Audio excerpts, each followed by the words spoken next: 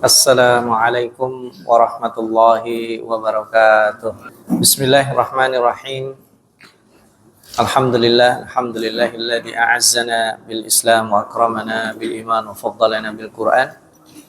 Allahumma shalli wa sallim wa barik ala nabiyyina Muhammadin sallallahu alaihi wasallam wa ala alihi wa ashabihi kiram, amma ba'd. Salihin salihat, kaum muslimin dan muslimat yang berbahagia, Bapak Ibu sekalian, khususnya yang ada di masjid.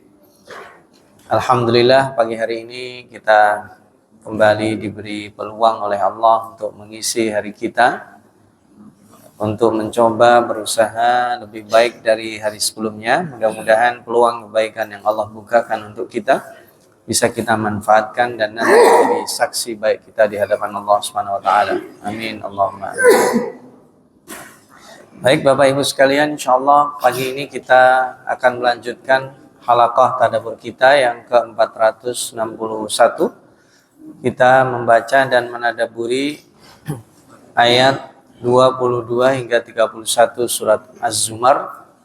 Melanjutkan sebelumnya yang Allah Subhanahu wa taala beritakan kepada kita terkait dengan tanda-tanda kekuasaan Allah dari langit, ya. Bagaimana Allah menghidupkan bumi, lalu kemudian bermacam-macam di sana, dan pada akhirnya juga akan kembali hancur dan hilang. Perlu diketahui bahwa sunnah seperti ini terjadi.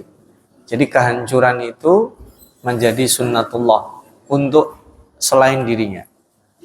Dan dengan kehancuran itu pasti ada sesuatu yang baru.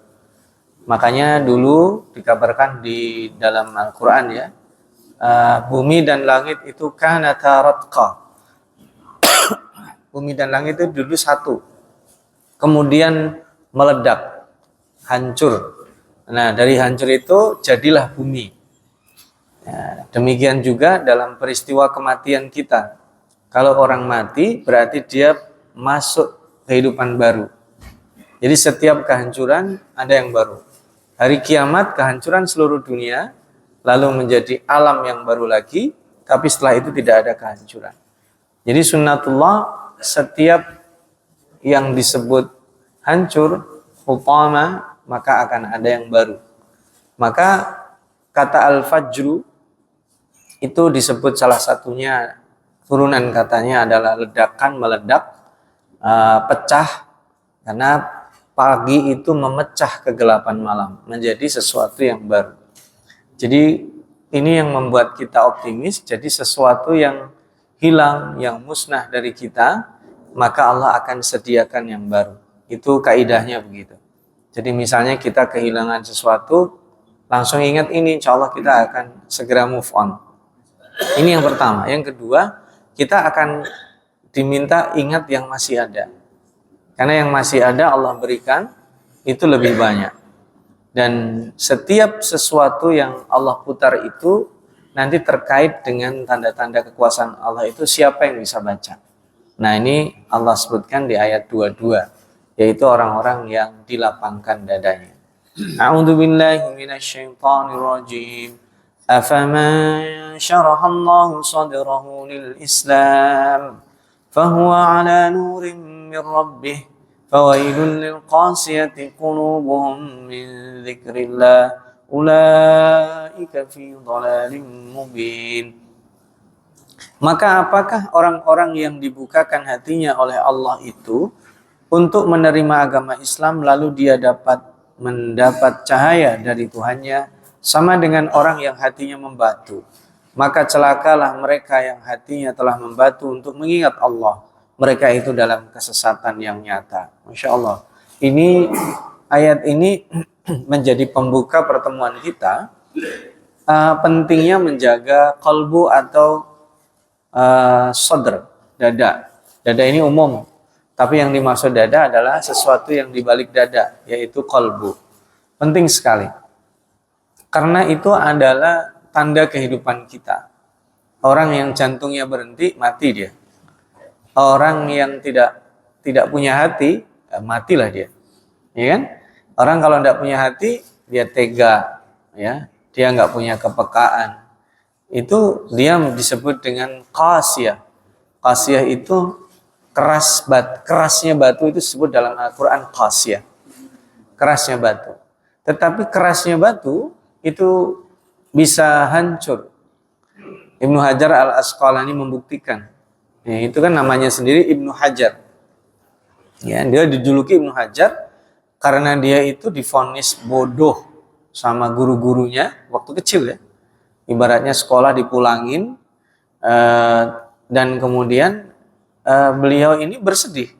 Hingga suatu ketika beliau mungkin kalau bahasa hari ini healing ya. Jalan-jalan ke seperti gua gitu. Kemudian menetes air dari atas dilihat jauh terus tuh. Ternyata air itu menembus batu. Jadi batu yang disebut keras itu masih bisa tembus oleh air. Maka dari situ dia bilang manusia tidak mungkin memiliki hati seperti batu. Tapi kenapa ada orang memvonis dengan begitu kejamnya orang itu tidak bisa berubah. Nah ini dari situlah beliau terus belajar dan bahkan menjadi ulama yang kita kenal dengan Ibnu Hajar Al-Asqalani. Asqalan di sana di Palestina. Jadi kerasnya batu itu masih lebih mending dibanding kerasnya hati. Karena kalau hati sudah keras, habis. Maka Allah menyebut fawailun, celaka. Ulama ada yang mengatakan fawailun itu nama satu dari neraka di dalam Al-Quran disebut neraka wail.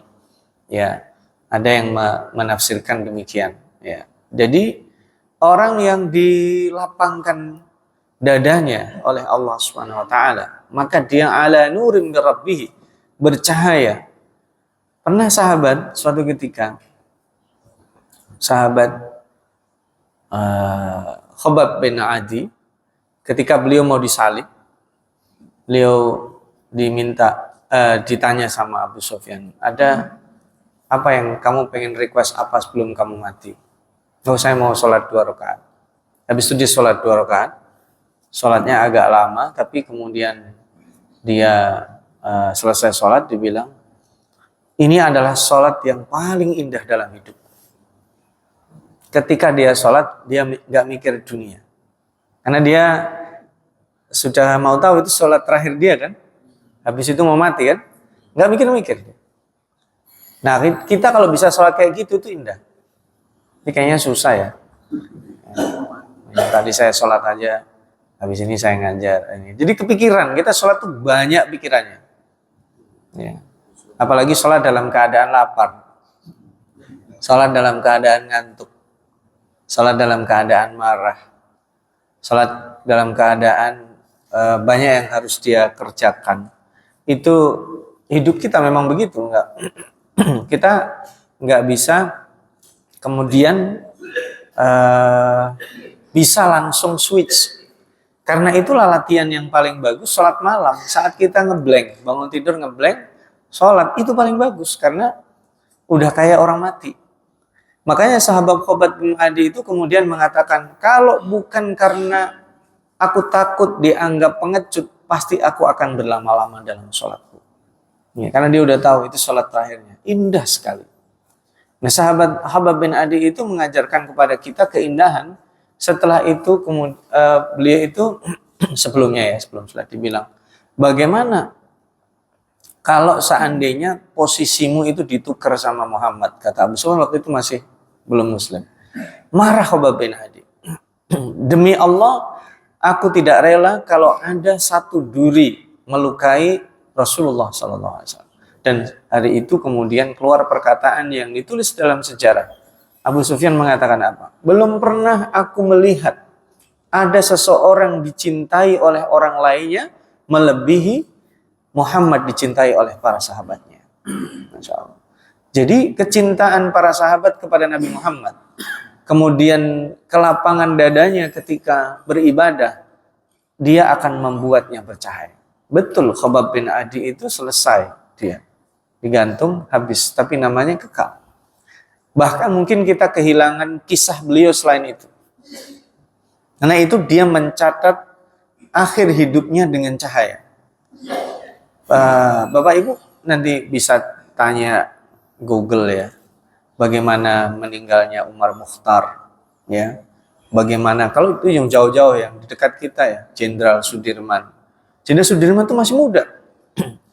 Umurnya masih muda sekali. Karena dia punya penyakit kalau nggak salah paru-paru gitu ya.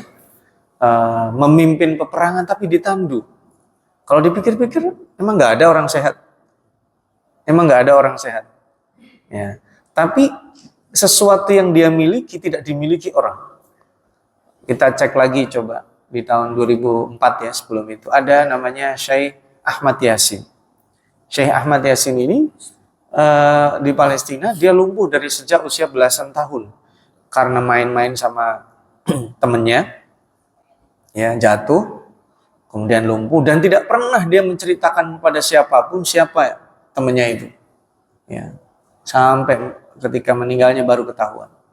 Jadi beliau lumpuh sejak usia belasan tahun. Tapi lihat apa yang terjadi. Orang ini ditakuti ya sama Zionis Israel. Dan bahkan sampai ketika terbunuhnya itu menggunakan rudal dari helikopter. Yang helikopternya mahal, rudalnya mahal, pilotnya juga bayarannya mahal. Yang itu disebut dengan miliaran dolar. Jadi itu untuk orang yang lumpuh, mata kanannya melihatnya kabur, yang kirinya nggak ngeliat-lihat sama sekali, bagian tubuhnya yang bisa digerakkan cuma leher ke atas. Ini cuma bisa gini doang. Tangannya nggak bisa digerakin, kakinya nggak bisa digerakin, kemana-mana ditolong orang, naik di kursi roda. Ibaratnya kalau kita ngeliat secara fisik, dijorokin aja udah selesai itu orang. Tapi kenapa dia ditakuti? Karena tadi ala nurim mir rabbih, cahaya. Ya. Kita kalau ngomong ke nabi-nabi ketinggian, lihat para sahabat, para tabi'in. Mereka orang yang dilapangkan dadanya. Itu kejauhan juga kalau kita melihat realita hari ini. Kita nih kalau lagi dilapangin dadanya, melakukan kebaikan ringan sekali Pak. Sederhana nih Pak. Kita sholat ke masjid, sederhananya nih. Mau hujan, mau badai, kalau lagi lapang hatinya, oh kita ambil tuh jas hujan, kita ambil payung. Tapi kalau lagi sumpek hatinya, mau di depan rumahnya masjid itu juga kaki kayak di dibelenggu di pantai Pak. Padahal dia adalah pelari maraton, naik gunung, nyebrang lautan, tapi di depan rumahnya masjid berat. Dan ini berlaku untuk semua, karena orang yang dilapangkan dadanya itu mudah, ala nurim rabbih. Dia nggak memperdulikan pujian, tidak memperdulikan kritikan orang, tidak memperdulikan dia mau dikomentari apapun. Fokusnya tadi syarahallahu sadrahu lil Islam. Kita bisa melihat, ada diceritakan salah satu seorang saudagar, pengusaha muslim. Suatu ketika beliau masuk hotel di London. Dia itu mau numpang sholat di situ. Tapi dilarang sama orang situ dulu sebelum banyak Islam seperti sekarang. Apa yang terjadi? Orang muslim ini membeli gedung mahal di depan hotel itu. Lalu dibuat menjadi masjid dan Islamic Center. Ya, dibeli sama dia. Karena dia kaya. Dia marah bukan apa-apa. Ini kok saya sholat dilarang. Maka ketika orang dilapangkan dadanya, dia sudah nggak ngitung lagi pengorbanannya itu untuk apa. Lihatlah Abu Bakar. Abu Bakar mungkin orang yang tidak kita kenal karena tidak ekspresif ya. Orangnya bukan ekspresif. Tapi itu kelihatan pada saat ditanya Rasulullah pada perang Tabuk, apa yang kamu akan berikan kepada Islam? Dia cuma mengatakan, Abu Bakar As-Siddiq, taraktullaha wa rasulahu li ahli. Aku tinggalkan Allah dan Rasulnya untuk keluarga aku. Nggak ada apa-apa, dibawa semuanya hartanya. Jadi orang yang dilapangkan seperti ini tentu tidak sama dengan siapa? Dengan orang-orang yang tadi fawailun lil qasiyati qulubuhum min dzikrillah. Nah ini penting, kata-kata zikrullah itu jangan dibayangkan hanya zikir subhanallah, alhamdulillah. Itu zikir. Tapi zikrillah itu juga dimaksud Al-Qur'an karena nanti akan disebut. Maka penting menjadikan Al-Qur'an itu wirid, zikir. Maksudnya apa? Membaca Al-Qur'an itu jangan hanya kemudian dua hal ini. Ini kata-kata ini mengatakan kita jangan hanya menunggu nikmat baca Quran. Kalau nunggu itu bisa keras hati kita. Dalam keadaan payah paksain baca Quran. Dalam keadaan sibuk paksain baca Quran. Meskipun kita tidak paham. Karena kalaupun tidak paham, Rasulullah SAW mengatakan apa? Alif lam mim itu bukan satu huruf. Wala aqulu alif lam mim harf. Alifun harf, lamun harf, wa mimun harf. Allah menyediakan insentifnya. Tapi insentif itu bukan masalah tabungan kita. Bukan kita ngitung saldo, bukan. Tapi itu adalah permasalahan yang akan menggerakkan kalbu kita. Akan untuk menerangi kalbu kita. Orang-orang yang keras karena tidak zikir. Ya, tadi saya baca di rakaat kedua di surat Al-Ahzab apa? Ya ayyuhalladzina amanu dzkurullaha. Kenapa ada kata-kata dzikran katsira? Karena orang yang zikirnya sedikit itu orang munafik. Nah kalau yang nggak zikir, nggak tahu dah tuh. Yang zikirnya sedikit aja orang munafik. Ya, gimana yang nggak zikir? Keras hatinya, membatu karena dia tidak ingat Allah. Orang yang tidak ingat Allah dia akan berani durhaka kepada orang tuanya. Orang yang tidak ingat Allah dia akan berani menzalimi. Orang yang tidak ingat Allah kecil baginya untuk tidak amanah. Orang yang keras hatinya, yang membatu hatinya, dia tidak ada rasa sayang kepada istri dan anaknya. Orang yang keras hatinya, ia hidup seperti halnya robot, nggak punya perasaan, tidak punya kepekaan gitu. Maka kemudian Allah teruskan supaya kita teringat ini orang-orang yang sesat tadi itu sebabnya tidak zikir. Apa itu? Allahu nazzala ahsanal hadithi kitaban mutasyabihan مثانية تقشعر منه جلود الذين يخشون ربهم ثم تلين جلودهم وقلوبهم إلى ذكر الله ذلك هدى الله يهدي به من يشاء ومن يضلل الله فما له من هاد. Allah telah menurunkan perkataan yang paling baik yaitu Al-Quran yang serupa ayat-ayatnya lagi berulang-ulang. Gemetar karenanya kulit orang-orang yang takut kepada Tuhannya. Kemudian menjadi tenang kulit dan hati mereka ketika mengingat Allah. Itulah petunjuk Allah dengan kitab itu. Dia memberi petunjuk kepada siapa yang dia kehendaki. Dan barang siapa dibiarkan sesat oleh Allah, maka tidak seorang pun yang dapat memberi petunjuk. Nah ini kenapa Al-Quran disebut ahsanal hadits? Karena yang ini perkataan yang punya dunia dan seisinya. Maka disebut perkataan paling baik. Gini, di dunia ini perkataan yang baik itu kadang kita, wah ini bagus nih, kita quote kalau anak-anak sekarang gitu, jadiin status. Nah sebenarnya perkataan yang paling bagus adalah perkataan Allah. Yang disebut ahsanal hadis di sini apa? Kitabam mutasyabih. Jadi isinya kenapa disebut mutasyabih? Karena mirip-mirip, diulang-ulang. Makanya mutasyabihan mathani. Contoh di akhir surat An-Nisa Allah sebut ya ayyuhalladzina amanu kunu qawwamina bil qisti syuhada'a lillah. An-Nisa 135. Lalu ya ayyuhalladzina amanu kunu qawwamina lillahi syuhada'a bil qist. Al-Maidah ayat 8. Sama. Cuman dibalik aja. Kunu qawwamina bil qisti syuhada'a lillah, yang satu kunu qawamina lillahi syuhada'a bil qisti. Diulang, tapi bedanya apa?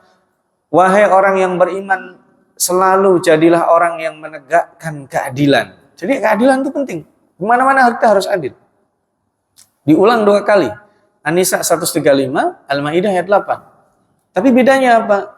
An-Nisa 135 menyebutkan kunu qawamina bil qisti syuhada'a lillahi walau ala anfusikum awil walidaini wal aqrabin. Iyakun ghaniyan aw faqiran fallahu aula bihima. Wahai orang yang beriman, tegakkan, selalu jadi tegakkan keadilan meskipun itu merugikan kamu. Ya, kenapa? Dia menjadi hakim. Ini yang sedang terdakwa ponakannya. Kira-kira dibela atau apa adanya dikasih hukuman? Kalau perlu dibalik jadi menguntungkan. Ya. Pamannya, ya kan? Ya. Nah, itu selalu begitu. Sebaliknya juga di Al-Maidah ayat 8. Ya ayyuhalladzina amanu kunu qawwamina lillahi syuhada'a bil qist. Wa la yajrimannakum syana'anu qaumin ala alla ta'dilu. I'dilu huwa aqrabu littaqwa. Jadi jangan permusuhan atau kebencian kepada suatu kaum membuatmu enggak adil. Ada seorang hakim tiba-tiba yang jadi terdakwanya orang yang sering membuli dia dulu waktu SMP. Nah, ini kan dulu orang sering bully saya. Kebetulan nih, vonis nih paling berat nih. Nggak bisa, harus adil. Baik ini orang kamu cintai atau orang yang kamu benci, harus adil. Maka ini, itu baru satu. Belum kisah Nabi Musa. Belum kisah Nabi Adam. Kisah Nabi Musa ada di semua tempat, tapi perkataannya dan ceritanya itu mirip, tapi redaksinya beda-beda. Karena sesuai dengan tema besar surat itu. Kisah Nabi Musa yang pertama disebut tentu di surat Al-Baqarah. Tapi kenapa detil dan panjang? Karena ini berbicara tentang kemunafikan. Jadi Nabi Musa berhadapan dengan kaum yang gak jelas Islam. Pagi bilang A, sore bilang B. Malam udah enggak A, enggak B, C lagi. Besok pagi udah D lagi. Ini orang yang gak jelas nih. Maka disebutkanlah itu detil bagaimana cara kita berhadapan dengan orang-orang yang seperti ini. Ya. Nanti beda dengan surat Toha. Itu berisi ilmu dan kelembutan, maka kata-katanya menyentuh. Beda lagi nanti di surat Asy-Syu'ara, beda lagi dengan surat Al-Anbiya, beda lagi dengan seterusnya. Jadi ini diulang kalau kita mau membaca. Lalu kemudian kita mau menadaburinya. Taqsya'irru minhu juludul ladzina yakhshawna rabbahum. Bisa merinding. Ya. Merinding. Ya, kulit kita ini menjadi tenang setelah itu, setelah gemetar. Di sini taqsya'ir disebut gemetar. Kalau bahasa kita sebenarnya yang gemetar itu badan, ya, tapi yang kelihatan itu kulit. Jadi Pak Badan Ibu pernah merinding nggak? Kalau lagi merinding kulitnya seperti apa? Ada istilahnya apa? Berdiri. Apa bulunya itu berdiri. Kalau dipikir-pikir kok bisa ya? Rambut yang lembut di kulit kita itu kalau kita lagi sesuatu kadang merinding. Nah, penyebab merinding itu apa? Biasanya merinding itu istilahnya untuk apa?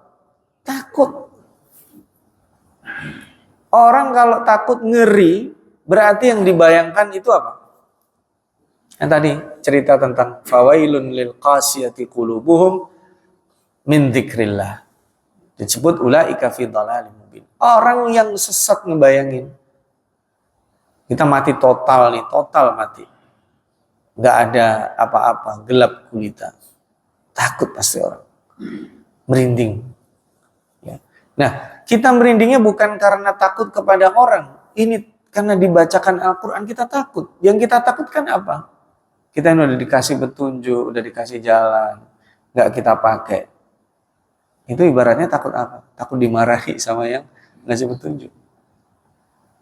Ya coba nggak bermaksud menyamakan, tapi untuk mengira-ngira. Kita udah pesen sama naudzubillah ya, sama anak kita. Ini uang saya pasrahkan, tolong bayar nih uang untuk 2 bulan bayar sekolah. Ya, dikasih petunjuk. Kemudian uang itu dibuat jajan sama anaknya. Kira-kira nih, kalau pas ditanya sama orang tuanya, takut nggak sih anak? Normalnya, kalau anak normal begini, ada juga yang nggak takut. Dia bohong, ada juga. Nah, takut itu ketakutan akan orang yang dia ngomong, ngasih petunjuk, nggak dilaksanakan. Orang ini kalau nggak melaksanakan takut. Makanya akhirnya dilaksanakan. Kita juga begitu. Tapi mohon maaf, itu perasaan minimal. Karena nanti beda. Kalau kita sampai di situ beda, karena di sini ada terusannya. Orang yang gemetar atau tadi merinding tadi itu adalah orang yang takut kepada Allah. Tsumma talinu juluduhum wa qulubuhum. Beda. Kalau tadi kita takut sama orang, takut sama Allah itu mendekat. Orang takut harimau, takut apa? Dia menjauh. Tapi kalau takut sama Allah, dia mendekat. Mohon maaf saya tidak bermaksud menyamakan, tapi mendekatkan. Kalau kita takut sama atasan kita, Umumnya apa yang dilakukan? Menjauh atau mendekat? Sebentar. Menghindar dalam kondisi tertentu, tapi umumnya kita ingin mendekat supaya kita aman. Ya, karena kalau dia sembarangan macam orang nih. Jadi akhirnya kalau yang cerdas itu dia mikir, dia senangnya apa sih?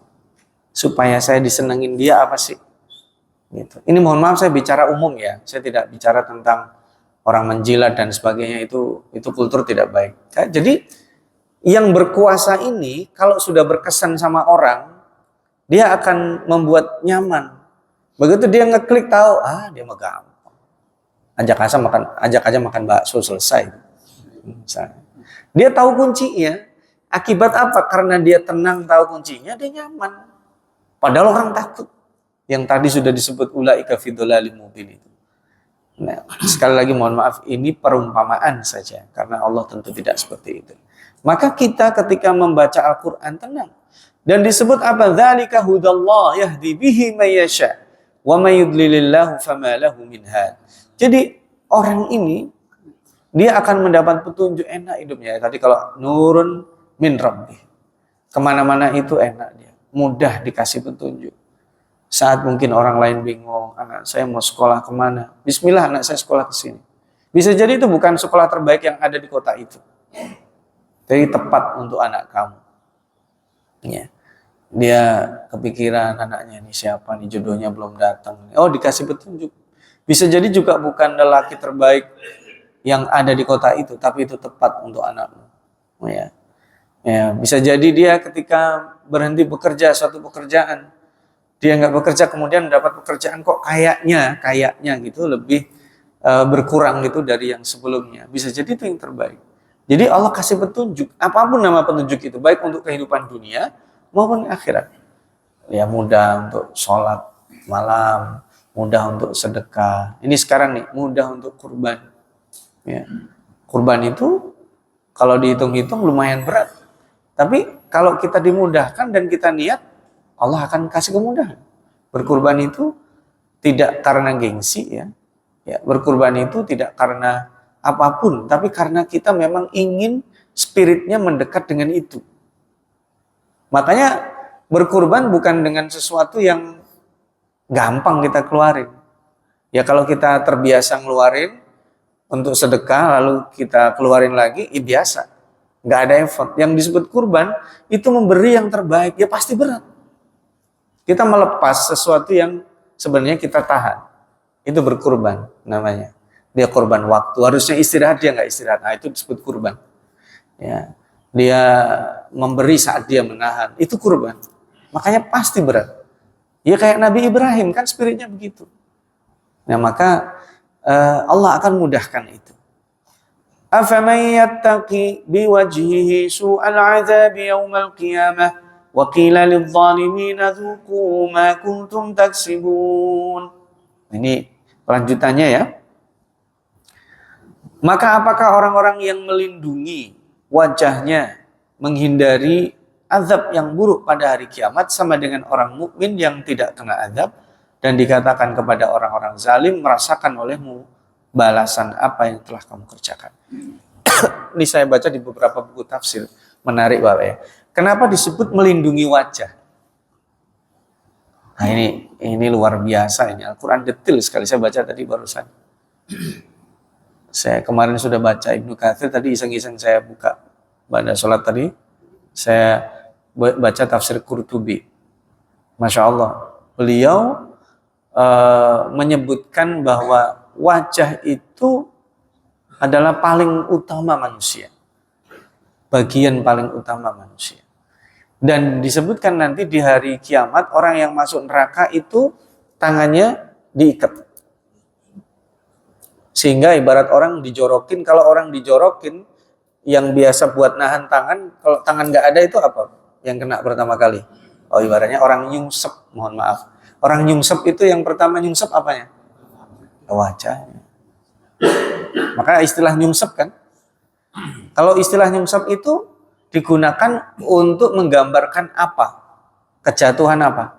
Kejatuhan sesuatu yang tadinya mulia. Ya, kalau ada nyebut gimana itu? Nyungsep, maksudnya apa nyungsep itu?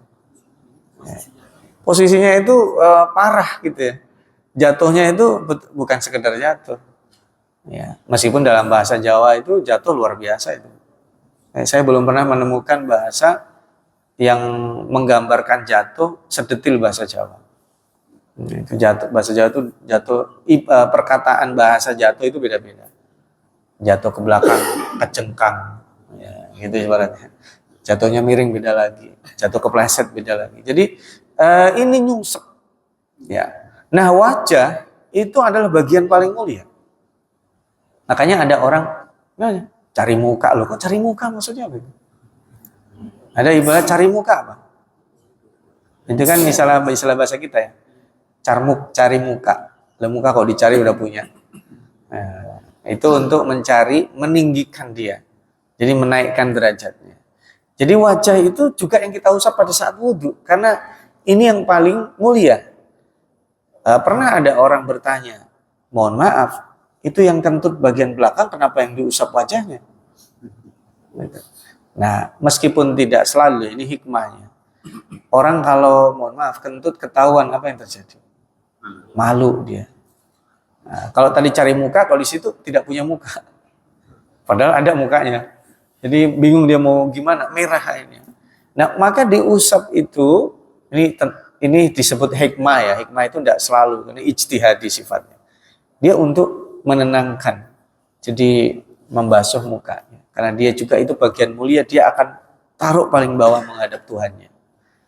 Jadi wajah itu di Al-Qurtubi disebut salah satu riwayatnya tadi, dia yang akan kena api neraka dulu.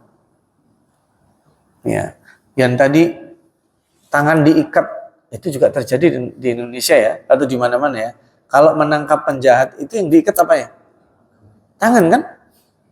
Kok bukan kaki? Oh, diikat kaki nggak bisa jalan nanti. Ya. Jadi tangan, maglulah.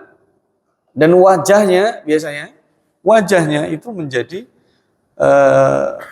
ya saya tidak tahu juga. Biasanya kalau belum divonis, itu suka ditutup bagian mata ya. Kalau udah terbukti bersalah, diekspos, diliatin mukanya.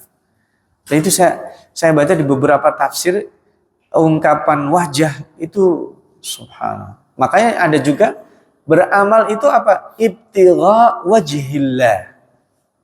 Mohon maaf di situ maksudnya bukan wajah betulan. Jadi kita beramal itu ibtigha wajhillah. Mohon maaf nih bahasanya kalau nggak tepat ya. Cari muka Allah. Ya, kalau diterjemahkan apa adanya. Bukan mencari muka Allah itu wajah Allah kayak apa sih? Betul itu kalau diterjemahkan apa adanya, iya. Karena orang beramal untuk mendapat tiket ketemu Allah. Itu bagian paling mulia. Mohon maaf lagi. Kalau ada zamannya dulu nih, zaman saya SD ya. Itu ada sekolah itu dihentikan kalau ada pertandingan tinju alias pikal dulu. Terus lebih lagi setelah itu ada Mike Tyson. Tapi sebelum partai utama biasanya ada partai sebelumnya ya. Ya, partai apa namanya? Mukaddimah lah istilahnya. Bayar tiket dia.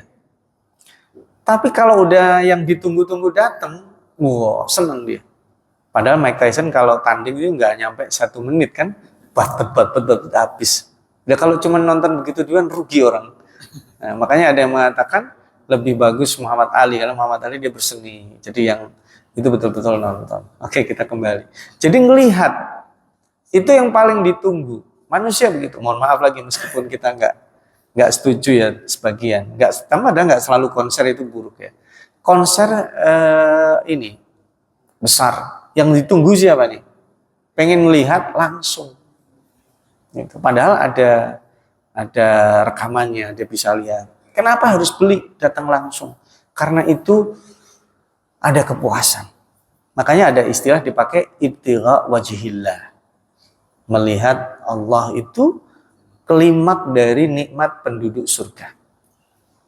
Jadi kalau kita dapat ini, dapat itu, begini, begitu di surga, itu kalau udah selesai, terus kemudian ketemu Allah yang tadi hilang. Ya, ibarat undangan makan malam nih. Wah, Ada rendang, ada udang, ada hati. Apaan aja yang paling Bapak Ibu sukai. Itu begitu yang undang makannya datang, selesai yang tadi itu. Ditinggalin. Kalau bahasa baru kita, Pak izin selfie dulu. Karena dia itu yang paling nikmatnya itu di situ yang paling bagus. Ya, mungkin ada orang, luar biasa nih makanan difoto cekrek share. Tapi kalau sudah ketemu sama yang undang, apalagi tadi tuh mau presiden, mau raja, mau apa difoto, yang dipajang, dipamerin yang mana nih? Makanannya dia atau ketemu sama ini mohon maaf nih bukan bermaksud menyamakan, tapi begitulah. Karena wajah itu penting sekali. Oke, kita lanjutkan. Kadzdzabal ladzina min qablihim fa'atahumul 'adzabu min haitsu la yash'urun. Orang-orang yang sebelum mereka telah mendustakan rasul-rasul, maka datanglah kepada mereka azab dari arah yang tidak mereka sangka. Nauzubillahi min dzalik. Jadi azab itu nggak bisa ditebak ya. Fa'adzaqahumullahu al-khizya fil hayatid dunya wa la'adzabul akhirati akbaru law kanu ya'lamun. Maka Allah menimpakan kepada mereka kehinaan pada kehidupan dunia dan sungguh azab akhirat lebih besar kalau saja mereka mengetahui. Kata-kata al-khizyu itu kehinaan. Orang yang diazab dengan azabul khizy itu ditimpakan kesengsaraan yang berlipat-lipat. Mohon maaf, pencuri yang udah ketangkep kira-kira apa yang akan terjadi? Kalau dia ketangkep sama masyarakat yang dirugikan, udah pasti dia hancur duluan ya. Misalnya nih, pencuri motor nih berkali-kali motor hilang. Banyak, bukan sekali. Begitu ketangkep apa yang terjadi biasanya? Sebelum diserahkan ke polisi apa yang terjadi? Disuruh makan dulu, ditraktir. Wah, enak aja langsung diserahin polisi. Ntar dulu Pak Polisi, 2 jam dulu kasih kita waktu olahraga. Ya kan?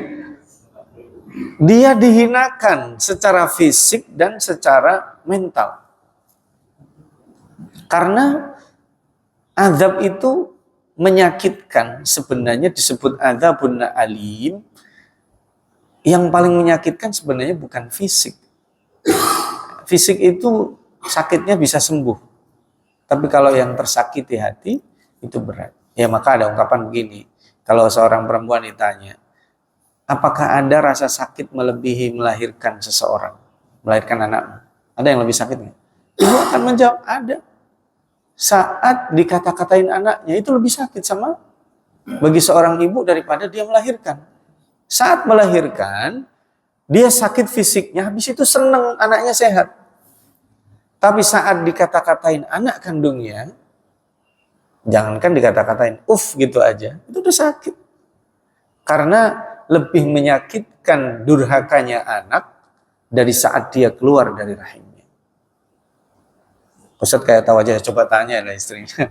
Lebih sakit itu dikata-katain anaknya daripada saat melahirkan. Karena adzabul khizyi itu menghinakan. Ya. Ngeri ya. Nah, sekarang Allah berikan permisalan. Walaqad darabna lin-nasi fil hadzal qur'ani min kulli mathalin la'allahum yatadzakkarun. Dan sungguh telah kami buatkan dalam Al-Qur'an ini segala macam perumpamaan bagi manusia agar mereka dapat pelajaran. Di dalam Al-Quran banyak disebut perumpamaan. Bahkan contoh. Makanya harusnya orang tuh bercahaya dengan Al-Quran. Gak ada kita susah. Kita dalam kondisi apapun tinggal buka Al-Quran. Lagi sakit. Kita malu kalau kemudian sakit. Give up. Ada cerita Nabi Ayub. Lagi berkuasa. Ya. Kekuasaan kita seberapa sih? Kalau dibanding Nabi Sulaiman. Dia punya segalanya. Pasukan ada aja. Mau apaan aja, mau kemana aja. Wah. Ibaratnya Nabi Sulaiman itu mau butuh apa aja. Selesai hidupnya. Ya kan? Mau kemana aja. Nggak perlu dia macet antri. Tinggal angin bawa aku ke sana. Ya. Tanpa harus minum tolak angin dulu. Itu. Kalau kita mau masuk angin itu kan. Ya. Dia mau apaan aja. Tinggal kedip datang itu. Ya. Dia mau ngomong sama siapa aja bisa. Tapi nggak perlu pakai bahasa Suryani. Dia ngomong pakai bahasa apa aja, mau semut bisa, mau sama jin bisa, sama aja bisa dia. Jadi Kalau kita dalam kondisi apapun, di dalam Al-Quran sudah ada perumpamaan. Nah, nanti disebut di sini, perumpamaannya nanti di bawah disebut. Dan ini Quran itu membuat kita mengingat. Qur'anan Arabiyyan ghaira dhi'i wajin la'allahum yattaqun. Yaitu Al-Quran dalam bahasa Arab, tidak ada kebengkokan di dalamnya agar mereka bertakwa. BTW, bahasa Arab itu bahasa paling banyak dan bertahan. Bahasa itu kuat sampai hari ini. Tidak punah. Ya, bertahan bahasa Arab. Istilah bahasa Arab itu selalu ada. Tapi tidak sebaliknya. Nah, banyak istilah Arab yang tidak bisa ditemukan padanannya dalam bahasa lain. Ya, seperti apa? Ridho. Akhirnya bahasa Indonesia menyerah tuh. Ridho itu akhirnya ya udah ridho aja. Ikhlas. Bahasa Indonesianya apa? Ya ikhlas aja. Ya. Ada banyak bahasa Arab itu kemudian saking kayanya dan detailnya, kalau disebut bentukannya itu rata-rata belasan dia. Nah, yang kita kenal tuh ya, tasrif itu ya. Fa'ala yaf'ulu fa'lan wa maf'alan dan seterusnya. Itu ada belasan. Kalau di kita paling banter 5. Baca, membaca, membacakan. Bacalah. Terus apa lagi? Dibacakan. Apa lagi? Terbaca. Apa lagi? Itu baru. Nah, kebaca kan ada itu. Itu bahasa Indonesia. Ya. Jadi bahasa yang dipilih oleh Allah karena ini bahasa yang luar biasa dan karena itulah Allah turunkan Nabi Muhammad di negeri Arab. Padahal saat itu peradaban yang paling maju Romawi dan Persia. Kenapa Al-Quran tidak pakai bahasa Romawi? Tidak pakai bahasa Persia? Ya. Kenapa tidak pakai bahasa Yunani? Bahasa Latin. Karena Yunani dan Latin itu bahasa mati. Bahasa yang tidak dipakai lagi. Maka biasanya nama obat, nama tumbuhan dipakai bahasa Latin. Karena aman dia, pasti begitu terus, nggak berkembang. Gitu. Kalau pakai bahasa yang lain nanti 20 tahun berikutnya maknanya nggak gitu. Tapi ini bahasa mati. Makanya para ilmuwan menggunakan nama-nama ilmu dan sebagainya itu dari bahasa Latin dan Yunani. Kalau kita lihat itu. Ini diambil dari bahasa Yunani, bahasa Latin. Ya karena dia disebut dengan bahasa mati. Nggak berubah maknanya.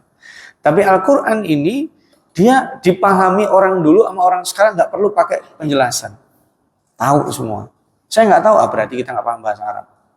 Ya kalau kita nggak tahu berarti kita nggak paham bahasa Arab. Daraballahu mathalan rajulan fihi syuraka'u mutasyakisuna wa rajulan salaman li rajulin hal yastawiyani mathala alhamdulillahi bal aktsaruhum la ya'lamun. Nah ini Allah salah satunya sebutkan. Allah membuat perumpamaan yaitu seorang laki-laki hamba saya dimiliki oleh beberapa orang yang berserikat dalam perselisihan. Dan seorang hamba saya yang menjadi milik penuh dari seorang saja, adakah kedua hamba saya itu sama keadaannya? Segala puji bagi Allah, tetapi kebanyakan mereka tidak mengetahui. Ini Allah gambarkan, ada satu budak, dimiliki kongsi oleh beberapa orang. Dengan ada satu budak, majikannya satu. Kira-kira ini budak sama nggak kondisinya? Beda. Yang satu akan lebih santai dibanding budak yang punya 7 majikan. Dia baru santai. Beliin nasi uduk nih. Balik. Baru santai lagi. Itu istri pengen es kopior, beliin, keluar lagi. Ini 7 pasti merintahnya 7. Itu dari sisi itu aja. Jadi orang kerja punya 1 majikan. Dia bukan kerja ya, namanya budak. Dimiliki 7 majikan dengan 1 punya tuan 1. Tentu gambaran kita akan berat. Apalagi kalau bertentangan. Antar saya, yang satu pengen ke timur, yang satu pengen ke barat. Nah, supaya apa? Supaya kita mikir.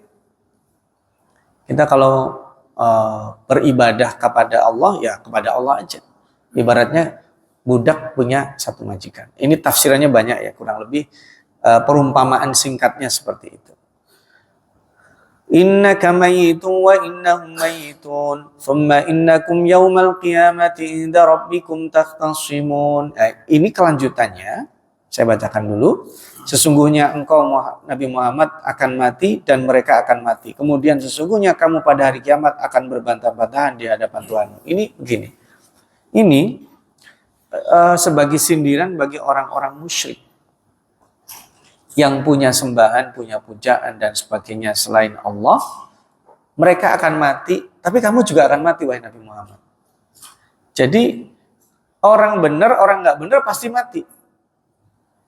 Nah ini juga sebutan harapan. Jadi gini, saat seseorang dizalimi, dia udah nggak tahu caranya, ingat ayat ini, ya ntar juga ujung-ujungnya dia mati. Itu paling membuat tenang, Mbak. Kita nih kalau udah melihat kezaliman dicegah, dilawan di sini dengan cara ini nggak bisa. Ingat ayat ini jadi tenang. Ya apalagi kalau yang zalim itu orangnya secara umur sudah tua. Ya. Ya tua itu kan susah juga ngomongnya. Lebih dekat kematian enggak juga sih sebenarnya. Yang muda juga dekat juga sama kematian. Tapi biasanya kalau udah tua itu dia ibaratnya tinggal nunggu disamperin malaikat Israel lah, kira-kira gitulah.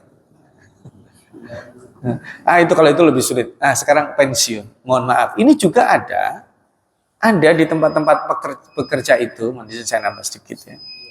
Di tempat kerja itu ada orang-orang yang memang dia kerjanya nggak bisa baik lagi. Tapi karena dia udah kerja lama, kasihan kalau diberhentikan. Udah tunggu aja 2 tahun lagi pensiun. Udah biarin aja dulu sampai dia pensiun. Karena nggak tega juga kalau diberhentikan. Udah biarin aja. Ada juga kayak begitu. Artinya, ya sabar aja, 2 lagi dia pensiun. Tapi tiap hari ngomel, ya tutup aja kupingnya. Gitu. Nah, kadang begitu. Jadi ada kalanya kematian yang orang buruk itu membuat kita frustasi. Tapi kamu juga mati, mereka juga mati. Tenang aja. Ya kalau matinya duluan saya kan jadi rugi. Saya tidak ada yang rugi. Jadi kita berpikirnya tidak berpikir pribadi. Makanya nanti di hari kiamat yang disebut berbantah-bantahan itu, ini kalau kata-katanya bantah-bantahan itu hanya untuk orang yang masuk neraka. Tapi kalau tahtasimun konteksnya lebih luas, orang mukmin itu ibaratnya apa ya? Dulu diketawakan dan sebagainya, mereka giliran yang mengetawakan. Gak percaya dibilangin suruh sholat. Sekarang gimana? Jadi itu yang disebut bantah-bantahan. Jadi kalau konteksnya sesama penduduk neraka, mereka akan nyalah-nyalain. Kalau dengan penduduk surga dan neraka, yang satu pamer, yang satu minta dikasihan. Kalau penduduk surga tidak ada bantah-bantahan. Gitu. Nah, nanti setelah berbicara tentang syirik, jadi kan pertama tadi Quran ya, habis itu tentang orang yang menyekutukan Allah, maka nanti Allah akan sebutkan jenis kezaliman yang paling besar dan juga tentang kejujuran insyaallah. Inilah kita akan sambung. Kalau ada 1-2 yang perlu ditanyakan sebelum saya tutup, Bapak Ibu, ada? Saya sering kelupaan soalnya kalau keenakan. Ada Bapak Ibu? Tidak ada ya? Baik. Oh ada, silakan.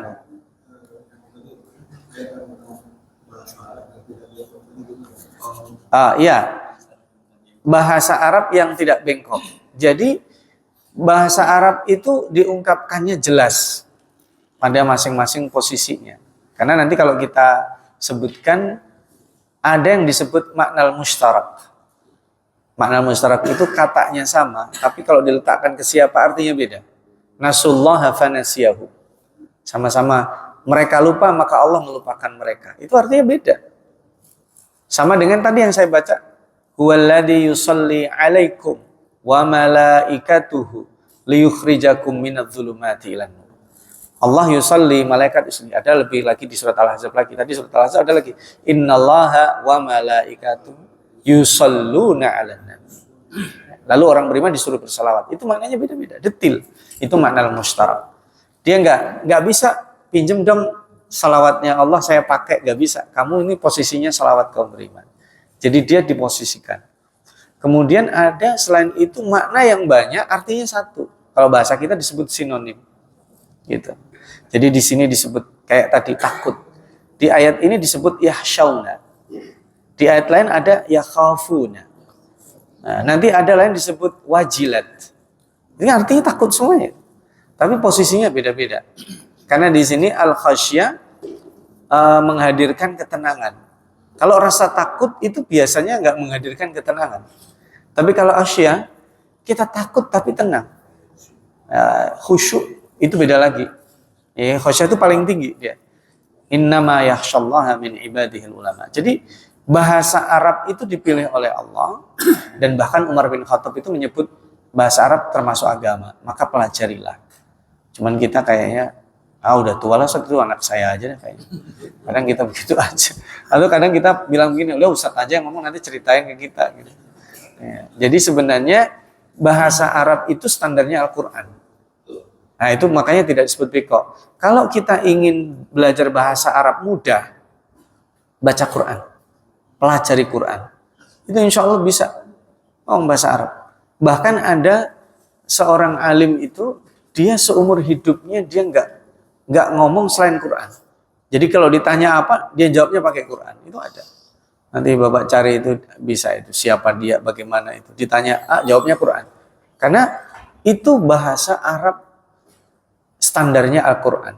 Dulu sebelum ada Al-Quran tidak ada kaidah-kaidah bahasa Arab. Setelah ada Al-Quran, orang-orang Arab yang tadinya sampai pada tingkat sastra paling tinggi, itu kemudian kaidahnya terbantu dengan turunnya Al-Quran. Makanya Al-Quran itu mukjizat diturunkan pada masa yang tepat sekali. Dan itu berlangsung hingga hari ini, insya Allah.